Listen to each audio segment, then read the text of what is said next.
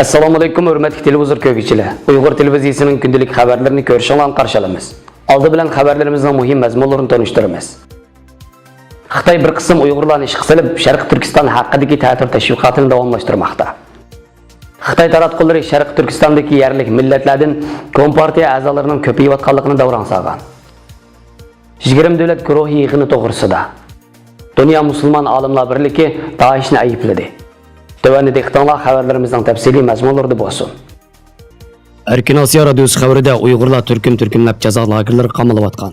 Bəziləri ün-tünsiz g'ayib bo'layotgan. Hatto bəzilərinin lagerlarda o'layotganligi ilgari surilayotgan mezgilda Xitoy hukumatı Uyğur masalasida yana xalqaro o'zining ta'tir tashviqotini olib bormoqda. Xitoy xalq gazetining 1-iyuldagi ingliz sonlig'i besilgan Zulhayat Ismoilning Şinjongdagi har millat xalqi kishilik huquqdan to'liq bahramon bo'lmoqda nomli maqola shuning isboti. Mazkur maqolada Xitoy hukumatining Sharq Turkistonda yurgizayotgan atalmish yumshoq qo'l siyosatlari bir qancha nuqtadan maqtab tushuntirilib, Xitoy hukumati rayondagi millatlarning normal haq huquqini qo'g'dash haqida maxsus qonun nizomlar e'lon qilgan ekan. Yaqindan buyon e'lon qilinayotgan doklad va maqolalarda Sharq Turkistondagi milliy ma'rif va til yoziqning Xitoy hukumati tomonidan qattiq cheklamaga uchrab, yo'qolish girdobiga berib qolganligi ma'lum bo'lgan edi. Halbuki xalq gazetida e'lon qilingan mazkur maqolada Xitoy markaziy hukumati bilan Uyg'ur avtonom rayonlik hukumatining rayondagi yerlik ma'rif uchun 81 milliard 30 million yuan xalq puli mablag' sog'anligi, millatlarning o'z ona tili va yoziqini qo'llanish erkinligining to'liq kafolatga erishayotganligi jar solingan. Xitoy hukumat taratqularida Uyg'ur diyoridagi normal diniy faoliyatlar bilan shug'ullangan Uyg'ur va boshqa yerlik millatlarning atalmish oshqun ideya bilan yuqumlanganligi tashviq qilingan edi. Mazkur maqolada rayondagi yerlik millatlarning diniy erkinligi Xitoy kompartiyasining munosabatli qonun nizomlariga asosan to'liq kafolatga ega bo'lganligi qayd qilingan. Sharq Turkistonning navbatdagi haqiqiy ahvoli va Uyg'urlarning beshiga kelgan ig'ir zulmlar chet ellardagi kishilik huquq tashkilotlari, rayonga ziyoratga borgan chet elliklar va muxbirlar tomonidan tashqi dunyoga oshkorlanmoqda. Buning bilan ba'zi demokratik ellar Xitoy hukumatining yolg'onchiliklariga qattiq noroziligini bildirmoqda. Kuzatuvchilar Xitoy hukumatining navbatda Erkin Toniyaz, Zulhayat Ismoil qatorliq bir turkum Xitoyparast Uyg'urlarni ishga solib, ularning eg'iz orqali Uyg'urlarning ahvolini xalqaroga burmilab ko'rsatayotganligini ilgari surmoqda.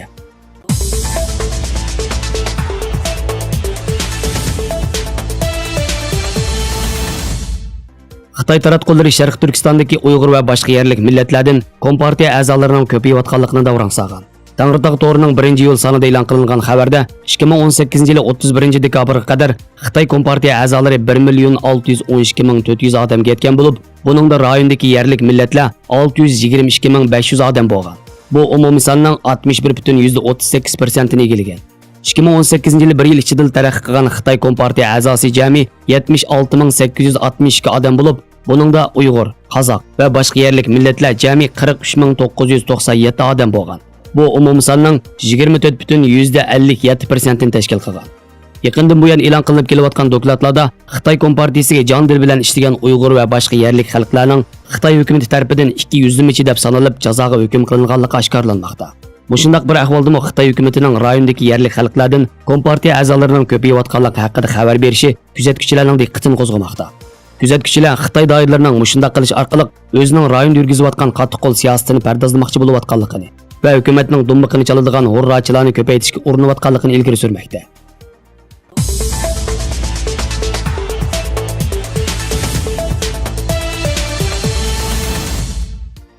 Dunyoning siyosiy, iqtisodiy vaziyatiga ta'sir ko'rsatadigan sanoatlashgan 20 davlatning bosh qo'shishi bilan yilda bir qatim ichiladigan 20 davlat guruhining oliy darajali uchrashish yig'ini 28-iyun kuni Yaponiyaning Osaka shahrida ichilgan. Matbuotlardagi uchurlardan ma'lum bo'lishicha, bu qatim yig'inning asosiy kun tartiblaridan Xitoy bilan Amerika o'rtasidagi savdo urushi, Shimoliy Koreyaning yadro qurollarini sinab qilish masalasi, Amerika bilan Iran orasidagi jiddiy vaziyat, Yevropa ittifoqining kelgusi taraqqiyot masalasi va yer sharining havo klimati masalasi qatorliqlar o'rin olgan. Buningdan sirt Amerika prezidenti Trump bilan Xitoy raisi Xi Jinping o'rtasida ayrim suhbat o'tkazilib, ikki davlat o'rtasida oylarcha davom qilgan savdo urushining hal bo'lishiga nisbatan qanchalik foyda ziyoni bo'lganligi texnik ma'lum emas. Kuzatuvchilar faraz qilgandek Sharq Turkistondagi jazo lagerlari masalasi, Hong Kong va Tayvan masalalarining tilga ilinganligi to'g'risida aniq ma'lumot uchur bermagan. Yig'in oxirlashganda birlashma bayonot e'lon qilib, kelar yillik yig'inning Argentinada o'tkazilganligi, shundaqla Yaponiya bosh vaziri Shinzo Abe yig'inning nihoyat muvaffaqiyatli o'tkazilganligini bildirgan.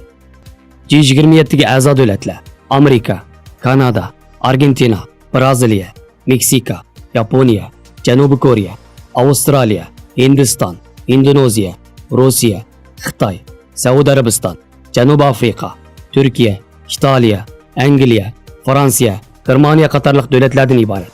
Mazkur yig'in yer sharidagi jiddiy siyosiy, iqtisodiy, ijtimoiy sohalarga oid muhim masalalarni muzokara qilsimi, hamda o'zaro yaxshi plan loyihalarni tavsiya qilishsimi, uningda qaror mexanizmining bo'lmasligi, shuning bilan birga har qaysi davlatlarni o'z ustiga olgan vazifalarni ijro qilishga qistaydigan prinsip ham nizomning bo'lmasligi bu 20 davlat oliy darajaliklar uchrashish yig'inining bir ojizlik sifatida tilga ilinib kelmoqda.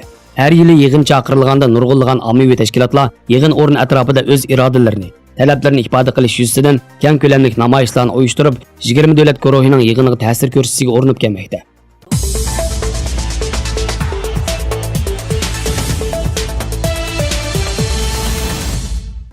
Tunisning poytaxtida 30-iyul kuni bir vaqtda 2 odam bomba hujumi yuz bergan va hujumda 5 soqchini qo'shganda jami 8 kishi hayotidan ayrilgan.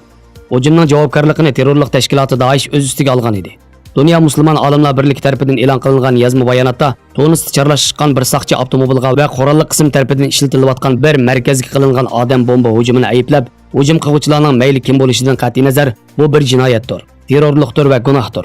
Barliq diniy qonunlarga va xalqaro qonunga binoan qon to'kishning harom va cheklangan ish ekanligi qayd qilinib, dunyo musulmon olimlar birligining mayli sababi nim bo'lishidan qat'iy nazar terrorlik va zo'ravonlikqa qarshi ekanligi ta'kidlandi. Xabarlarimizni ko'rganingizga rahmat. Ko'rishguncha omon bo'linglar. Xayr xo'sh. Allohga omonat.